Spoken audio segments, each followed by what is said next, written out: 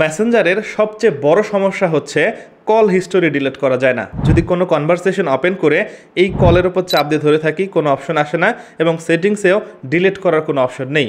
তবে একটি সিস্টেম আছে যেটি অন করে আপনার মেসেঞ্জারের কল কনভারসেশন ডিলিট করতে পারবেন। কনভারসেশন ওপেন করে যদি এই কলের উপর চাপ দিয়ে ধরে থাকি, এবার দেখেন কল হিস্টোরি ডিলিট করা যাচ্ছে। আসসালামু আলাইকুম। মেসেঞ্জার আমরা সবাই ব্যবহার করি।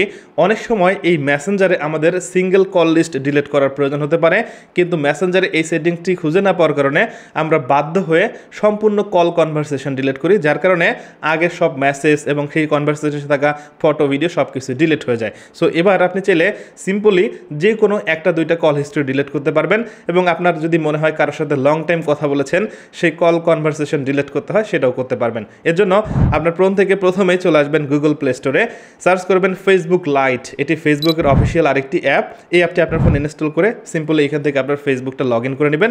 দেখতে পাচ্ছেন আমার ফেসবুক লগ ইন করেই আছে। এবার এখান থেকে মেসেজে আসবো, আসার পর এই কনভারসেশন ওপেন করে দিচ্ছি। এখান থেকে এই কলের উপর চাপ দিয়ে ধরে থাকবো।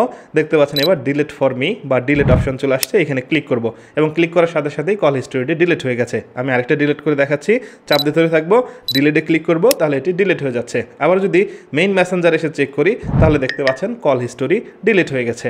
যারা এই সমস্যায় পড়েছেন তারাই শুধুমাত্র বুঝতে পারবেন ফেসবুকের কল হিস্টোরি কখন ডিলিট করতে হয়। এবার আপনি সিম্পলি ফেসবুকের যে লাইট ভার্সন অ্যাপ আছে সেই অ্যাপটি আপনার ফোনে ইনস্টল করে যে কোনো কল হিস্টোরি ডিলিট করে ফেলতে পারবেন। এই ছিল আজকের ভিডিও ভালো লাগলে লাইক করুন, কমেন্ট করে আপনার মতামত জানান। সবাই ভালো থাকবেন, সুস্থ থাকবেন, কথা হয় পরবর্তী ভিডিওতে।